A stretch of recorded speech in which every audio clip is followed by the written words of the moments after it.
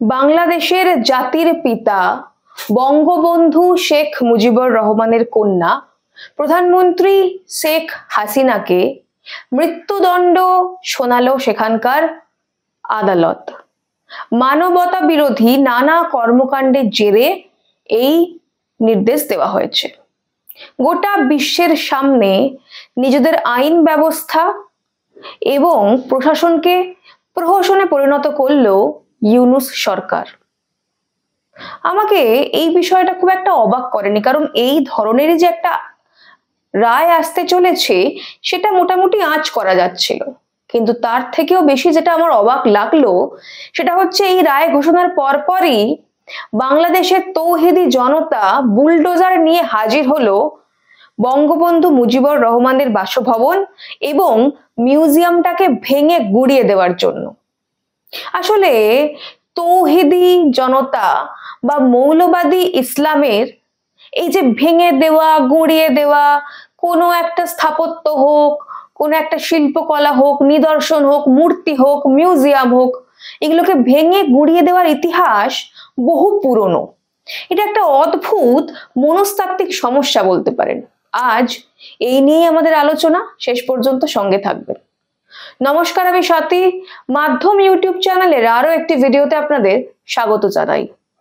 যেটা দিয়ে শুরু করেছিলাম যে বাংলাদেশে ফাঁসির আদেশ শোনানো হলো সেখানকার আদালতে শেখ হাসিনাকে, তার সঙ্গে অবশ্য আরো দু একজনকেও ফাঁসির আদেশ শোনানো হয়েছে। কিন্তু সেটা খুব একটা অবাক করার মতো বিষয় নয়।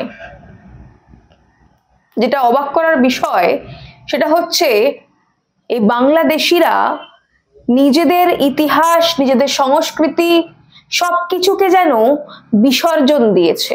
তারা জাতির পিতার বাসভবন এবং মিউজিয়ামটিও ভাঙতে উদ্যত। তাদের একটাই দাবি, বাংলাদেশ থেকে একেবারে মুছে ফেলতে হবে বঙ্গবন্ধু মুজিবুর রহমানকে। কে এই বঙ্গবন্ধু? কি বা করেছিলেন তিনি বাংলাদেশের জন্য? বাংলাদেশের স্বাধীনতা সংগ্রামের ক্ষেত্রে এবং ভাষা আন্দোলনে যিনি নেতৃত্ব দিয়েছিলেন সেই ব্যক্তি হলেন মুজিবুর রহমান। তিনি যে আন্দোলনের ডাক দিয়েছিলেন সেই আন্দোলন গণ আন্দোলনের রূপ নেয়। বহু মানুষ কেন বলছি, লক্ষ লক্ষ বাংলাদেশি বাংলাভাষী মানুষ তৎকালীন পাকিস্তানি সেনা এবং রাজাকারদের বিরুদ্ধে বঙ্গবন্ধুর আহ্বানে সাড়া দিয়ে যুদ্ধ শুরু করে পাকিস্তানের বিরুদ্ধে। এক্ষেত্রে অবশ্য বড় একটা ভূমিকা ভারতেরও ছিল। আমি সেই সব ইতিহাসের দিকে যাচ্ছি না, শুধু আমার এটুকুই মনে করিয়ে দেবার যে আজকে বাংলাদেশ যে একটা জাতি হিসেবে বিশ্বের দরবারে স্বীকৃত একটা দেশ, এটাও কিন্তু সম্ভব হয়েছে মুজিবুর রহমানের জন্য। তিনি বাংলাদেশ স্থাপনের প্রধান স্থপতি বা কারিগর, যাই বলুন আর কি। তার নেতৃত্বে এবং ভারতের সহায়তায় বাংলাদেশ স্বাধীনতা লাভের পর যখন গোটা বিশ্বের দরবারে এই ঘটনা বহুল চর্চিত, তখন একে একে বিভিন্ন দেশ থেকে আন্তর্জাতিক স্বীকৃতি আদায় করে আনতেও মুজিবুর রহমান গুরুত্বপূর্ণ ভূমিকা নিয়েছিলেন। তার পাশাপাশি সেখানকার সংবিধান রচনা করা, সেখানকার শিল্প, কৃষি, সংস্কৃতি এই সবকেও এগিয়ে নিয়ে যেতে তার অগণ্য ভূমিকা ছিল। তারপর রাজাকারদের হাতেই বঙ্গবন্ধু মুজিবুর রহমান এবং তার পুরো পরিবার প্রাণ দেয়। রাতারাতি খুন করে দেওয়া হয় তাদের। কেবলমাত্র শেখ হাসিনা তখন দেশের বাইরে ছিলেন, তাই তিনি এবং তার একজন বোন প্রাণে বেঁচে যান। আজকে সেই রাজাকারদের আর একটা নতুন রূপ, মানে এই যে রাজাকাররা, এরা তো আসলে রক্তবীজের মতো নতুন নতুন সময়ে, অন্য অন্য সময়ে, অন্য অন্য কালে নতুন নতুন নাম নিয়ে এরা হাজির হয়। আসলে এদের লক্ষ্য একটাই থাকে। তখন ছিল রাজাকার, আর এখন হয়েছে জামাতি। এই জামাতি সরকার ফাঁসির আদেশ শোনালো মুজিব কন্যা শেখ হাসিনাকে। যাই হোক, এবার মূল বিষয়টাতে আসা যাক।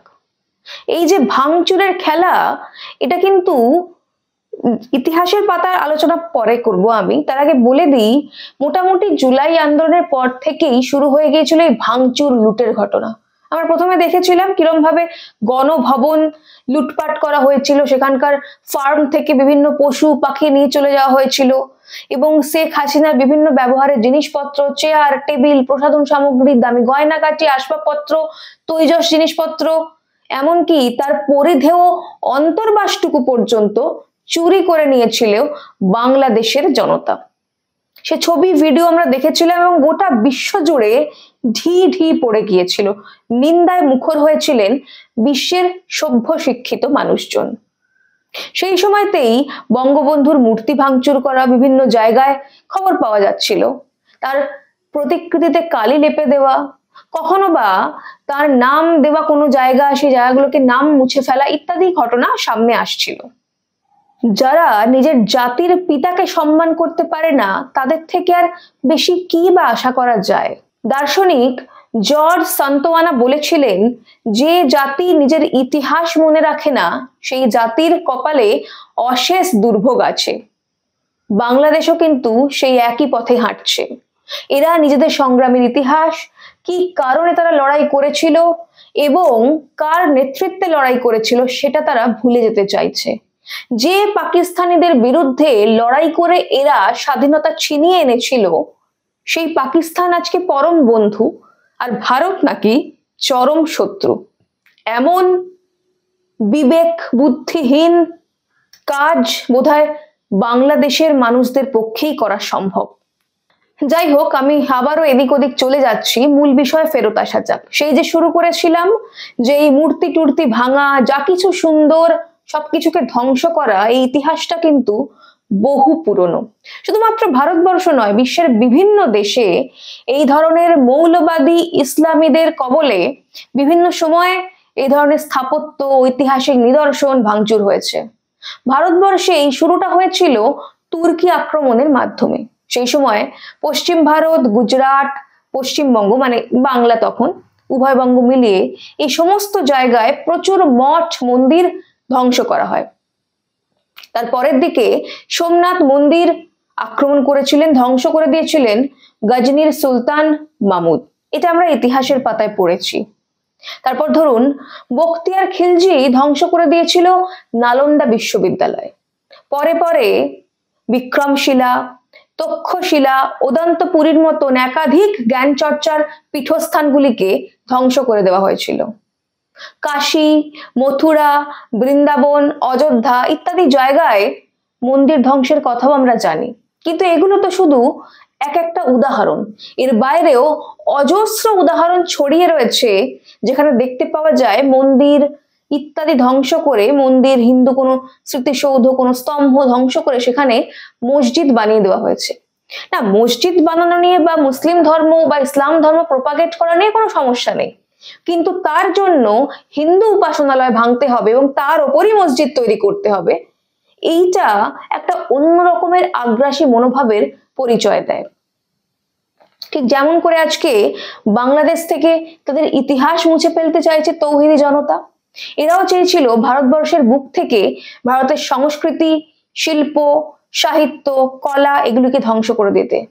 হাম্পি, আপনারা নিশ্চয়ই নাম শুনেছেন, সেই হাম্পিও কিন্তু ইসলামিক আগ্রাসনের হাত থেকে রেহাই পায়নি।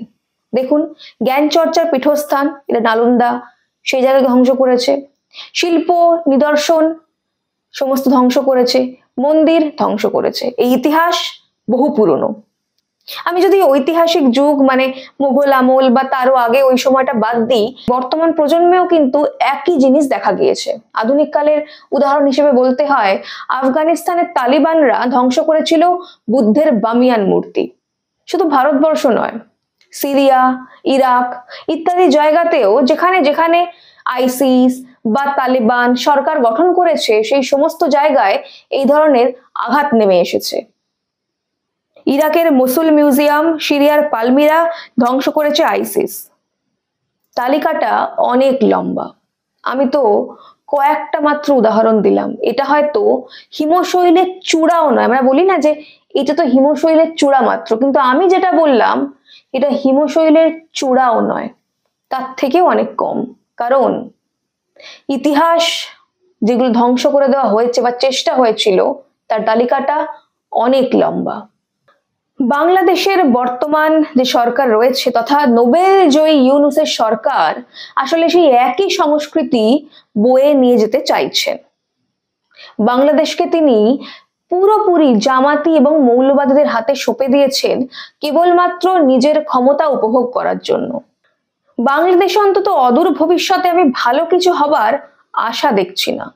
অন্তত বিগত কয়েক মাস বা প্রায় 1 বছরের বেশি সময় ধরে যে ন্যাক্কারজনক ঘটনা ঘটছে তাতে করে আন্তর্জাতিক দরবারে বাংলাদেশের আর খুব একটা বিশ্বাসযোগ্যতা বা গ্রহণযোগ্যতা কোনোটাই নেই। তাদের ভিসা মানে তাদের যে পাসপোর্ট তাও একেবারে তলানিতে এসে ঠেকেছে। না কোনো মানুষ, সভ্য দেশের মানুষ বাংলাদেশকে আর বিশ্বাস করে, না সেই সভ্য দেশে বাংলাদেশিদের যাওয়ার বিষয়ে তারা ছাড়পত্র দিতে চায়। আজকে মুজিবরের বাংলাকে ঠিক এমনই জায়গায় নিয়ে চলে গেছে এই জামাতি এবং তৌহিদি জনগণ। বিগত দশকগুলিতে যদি আমরা তাহলে দেখতে পাবো পাকিস্তান, ইরান, সিরিয়া ইত্যাদি জায়গায়, ইয়েমেনও রিসেন্টলি যে হচ্ছে, সুদান বা ইয়েমেন, যেখানে যেখানে ইসলামিক এক্সট্রিমিস্টরা রয়েছে সেই সমস্ত দেশগুলি একেবারে টালমাটাল হয়ে গিয়েছে। তাদের অর্থনৈতিক অবস্থা থেকে শুরু করে সেখানকার জনগণের দুরবস্থা সবটাই সামনে উঠে এসেছে। বাংলাদেশও একই পথে হাঁটছে, সেখান থেকে তাদের পরিত্রাণ আপাতত আমি দেখতে পাচ্ছি না। তাই ভারতকে আরো সচেতন হতে হবে, সজাগ হতে হবে, সীমান্তগুলিকে আরো ভালোভাবে কড়া নিরাপত্তায় মুড়ে দিতে হবে। আর দরকার আন্তর্জাতিক কূটনৈতিক চাপ, কারণ যদি আন্তর্জাতিক মহলের চাপ না আসে তাহলে বাংলাদেশকে বাঁচানো যাবে না।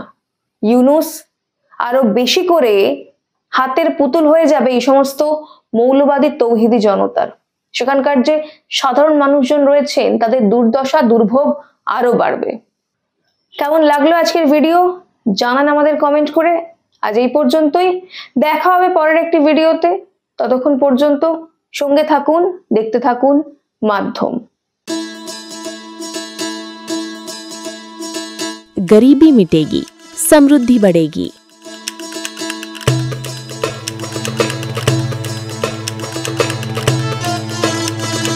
यही संकल्प है प्रधानमंत्री नरेंद्र मोदी जी और मुख्यमंत्री मोहन यादव का। गरीब कल्याण मिशन से मध्य प्रदेश ने उठाया है ऐतिहासिक कदम।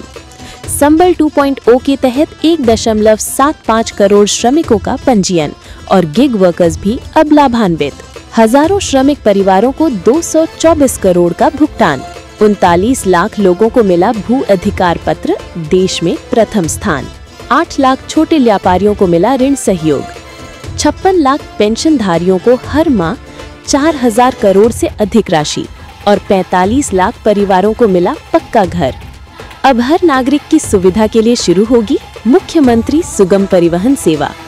प्रधानमंत्री मोदी जी और मुख्यमंत्री मोहन यादव के नेतृत्व में मध्य प्रदेश तेजी से बढ़ रहा है गरीबी मुक्त और आत्मनिर्भर भविष्य की ओर।